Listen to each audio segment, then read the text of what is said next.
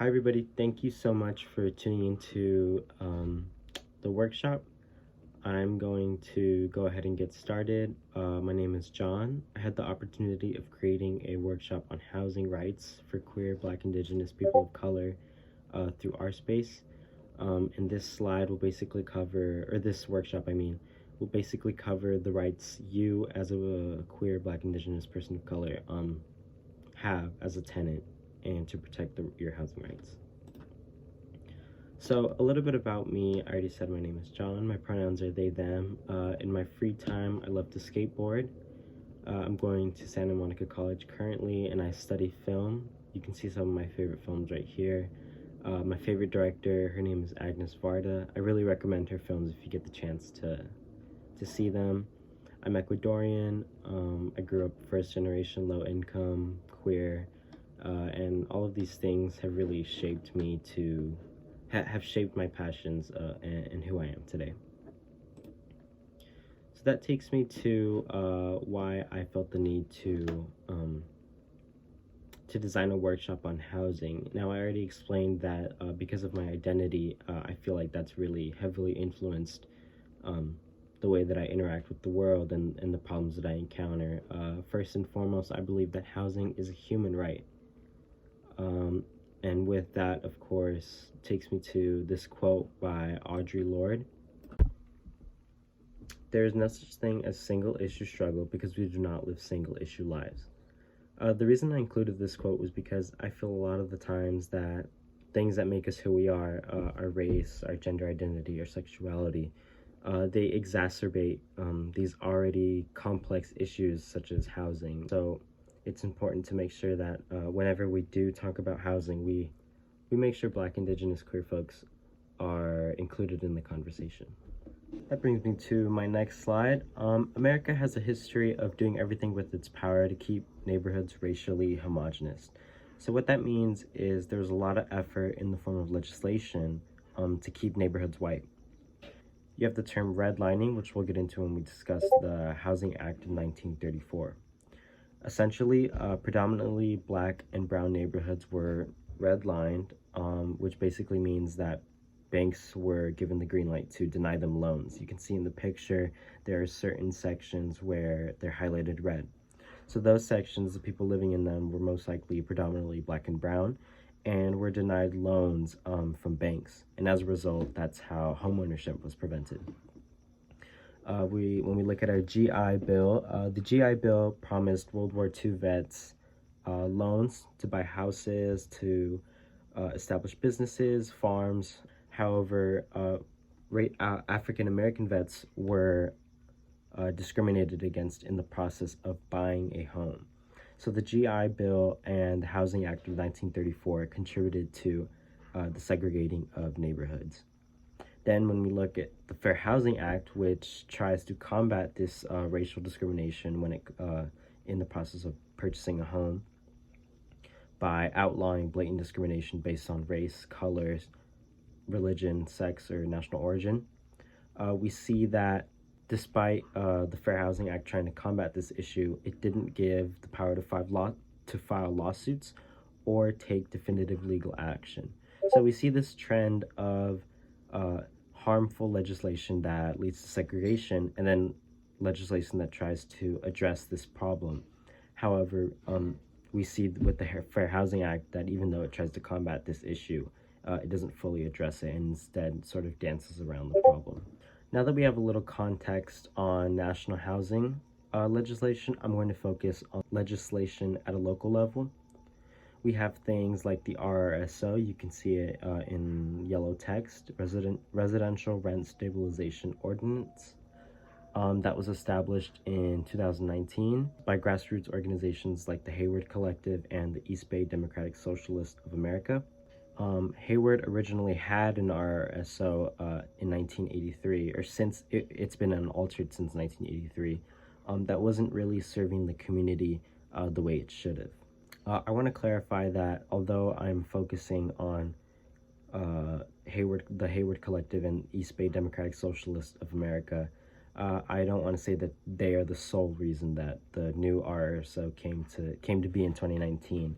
I don't want to negate the efforts of those that have been fighting for rent control for way longer than mentioned 3 years prior to 2019.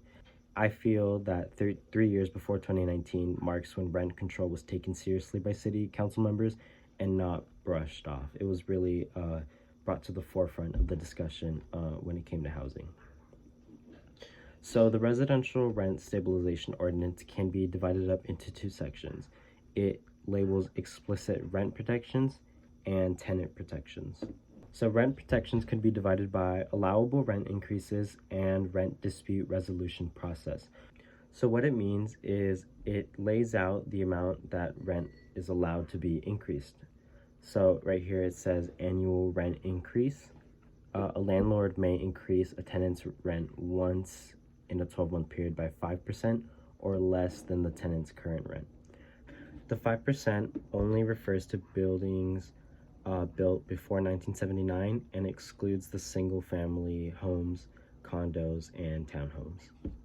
Bank increase refers to the annual rent increase not charged to the tenant. Capital improvement pass-through refers to charge to the tenant to cover the landlord's cost for improvements. Fair return rental increase means that rent can be increased above 5% if it is necessary for a landlord to cover costs and to get a fair return on their investment. Rent increases after non-voluntary vacancies refers to landlords' consent and initial rent without limitation. So the rent dispute resolution process refers to the legal process that must take place in order to settle a dispute between a tenant and a landlord. You have two parts of this. You have mediation and arbitration. In mediation is a voluntary meeting with the landlord and the tenant and a trained mediator. The mediator will help the tenant and the landlord discuss the problem and possible solutions. If the tenant and landlord agree upon a solution, the mediator will write an agreement for the tenant and the landlord to sign, and the case ends. If the tenant and landlord cannot reach an agreement, an arbitration will take place and will be scheduled. An arbitration is a court hearing, and during an arbitration hearing, the landlord will have to show that the rent increase follows the RRSO. An arbitrator will set the amount of rent increase based on proof, and statements can be given by both the tenant and the landlord. As a tenant, you also have the right to file a petition if you feel that one of your rights are being violated. You file a petition through the City of Hayward's Rent Review Office, and the petition must be filed within 30 days after receiving a notice of any of the following. So an annual rent increase above 5%, a banking increase is applied, an increase in utility costs more than 1% of the tenant's current rent, to seek help regarding decrease in housing services, and if the property has health, safety, fire, or repairs that the landlord will not fix. So now that we've covered rent protections, we're going to go over tenant protections. So the rights you have as a tenant. The tenant protections can be further broken down into 3 sections. You are protected against harassment and retaliation. You have a right to a just cause of eviction. So if you are getting evicted, you have a right to know what you are being evicted for. You can't just be evicted for no reason. And then finally, you have a protection against discrimination for source of income. So housing for people who use Section 8 vouchers and housing for people who are under any other rental assistance program. The landlord must include your rental assistance program or any other voucher that you're using when calculating whether you can pay rent or not. I'm going to read out the harassment and retaliation protections for folks who may not be able to see them themselves or may be hard of seeing. Number 1, stop or reduce service to rental units. Number 2, not completing repairs and maintenance required by contractor law. Number 3, not completing repairs in a timely and professional manner. Number 4, abuse right of access to rental unit. Number 5, use of lies, threats, or violence to make a tenant leave a rental unit, including threats regarding immigration status. Number 6, not accepting a tenant's rent. Number 7, interfere with the tenant's right to privacy, including inquiries about immigration status. Number 8, makes multiple offers within 6 months to pay the tenant if they voluntarily move out. The tenant must tell the landlord in writing that they are not interested. Number 9, interfere with tenants' rights to quiet use and enjoyment of rental. Number 10, interfere with the tenant's right to request rent review. And number 11, verbal or physical abuse or intimidation. I'm now going to read the protections of a just cause of eviction for folks who may not be able to read them on their own. Tenant has not paid their rent, number 1. Number 2, tenant continues to ignore the terms of the lease even after written notice to stop. Number 3, tenant has caused serious damage to the rental unit and will not agree to repair or pay for repairs. Number 4, tenant will not sign a new lease that is largely the same as the previous lease. Number 5, tenant continues to bother other tenants even after being given a written notice to stop. Number 6, tenant will not let a landlord into the rental unit even after proper written notice. Number 7, landlord wants to make repairs on the rental unit to meet the city's building standards, which cannot be completed while the tenant is living in the unit. Landlord must get all necessary permits from the city. Once the work is finished, the tenant must be given the opportunity to rent the unit first. Number 8, landlord wants to tear the unit down. Number 9, landlord wants to move into the unit or wants to move family into the unit. This is not allowed if there is a similar empty unit on the property. Number 10, landlord wants to move into the unit and is allowed under the lease. Number 11, tenant has used or is allowing others to use the property for any illegal purpose. Number 12, tenant has used or is allowing others to use the property for manufacture, sale, distribution, possession, or use of illegal drugs. Number 13, tenant continues to break the written rules of the property even after the written notice to stop. Number 14, landlord fires the tenant and housing was given as a part of the tenant's employment. Number 15, tenant has threatened to kill or hurt any person on the property. A report must be filed with the Hayward Police Department. And number 16, any reason under state or federal law. So going back to one of the points I made with the Fair Housing Act, the GI Bill, and the Housing Act of 1934, one of the things I mentioned was that although the Fair Housing Act did improve the housing situation to a certain extent, it still danced around the issue of housing for people of color and queer people. That point can also be applied here as well. So despite the RSO being a huge improvement from legislation before, unfortunately we still see that Black, Indigenous, people of color, and queer people experience homelessness at disproportionate rates and higher rates than their queer counterparts. So this leads me to my final question. How can we assist those who are in need? How can we assist those Black, Indigenous, people of color, queer folks who are experience housing insecurity? These are a few resources to help with those who have fallen through the cracks. I'm now going to read some tips on organizing and reaching out to legal services that Lalo of Centro Legal was kind enough to give for this presentation. Housing insecurity is something extremely common in the Bay Area, and when tenants are facing threats of displacement, landlord harassment, or living in poor conditions, there are resources available to help them fight back.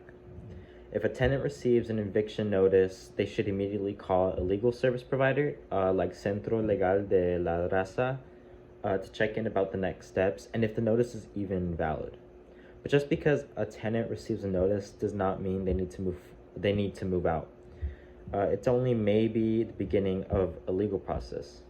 If the landlord continues with the eviction notice, a tenant will eventually receive a court document, will receive court documents for the eviction, called an unlawful detainer. And it is very, very, very important for the tenant to call Centro Legal immediately if they receive these papers, because once they receive these court papers, they have 5 days to file a response with the court.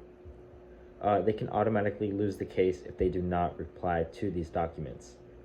Centro Legal can help tenants file those answers with the court so they have the ability to fight. Centro Legal can help tenants understand the legal processes and explain their rights and next steps. But sometimes it is true that there's not much that can be done legally speaking about a situation. And tenants should always remember that this is because the law is not always on their side. It has been built for hundreds of years to side with the wealthy. Landlord class are simply not working with tenants. If there is a tenant in a situation where the law cannot help them very much, the best option is for them to organize. Tenant organizing is always a great addition to a legal case where an attorney can help with the legal processes, while a tenant union or organizer can build a strong community campaign to go alongside that to pressure the landlord through direct action, to come to an agreement to make necessary repairs, stop harassment, or even let tenants stay in their homes. By coming together with neighbors who might have the same or similar issues, tenants build a strong community power where they can negotiate and fight together against their landlord. There's always more strength in a group than in being alone, and building connections within their building is important, but also within their city, their county, and their state. Because once they begin to do this, they not only have the strength to take on their landlord, but they have the power to change laws. They have the power to change legislation. So if it seems like there's nothing the law can do to protect you, organization is a great way of being able to change those laws directly. One of the things that I and Lalo want to emphasize is that the law is often not on the tenant sides. We can only do so much in a legal situation, which is why organizing locally is just as important as reaching out to these legal services. You can always reach out to our space via email, ourspace@sidebysideyouth.org, or through Instagram. Our handle is ourspace_fierce_love. Other organizations I want to encourage you guys to reach out to learn more about organizing with your building, city, or county is Hayward Collective, who you can reach out through their website, thehaywardcollective.com, or through Instagram at the Hayward Collective, as well as East Bay Democratic Socialists of America, who you can also reach through their website, eastbaydsa.org, or their Instagram, eastbaydsa. For legal services, I've already mentioned that Centro Legal has offered these services, and you can reach them through their site, centrolegal.com, and keep up with information by following them on Instagram at centro_legal de la raza. You can also always reach out to East Bay Housing. Their website is ebho.org, and their Instagram is East Bay Housing Organizations. They also deal with the legalities of those who experience housing insecurity. To close, I just want to say I hope the information we provided serves to be useful to you guys. If you guys don't already follow our space on Instagram, I suggest you do so just to keep up with any other events we host for queer and trans BIPOC.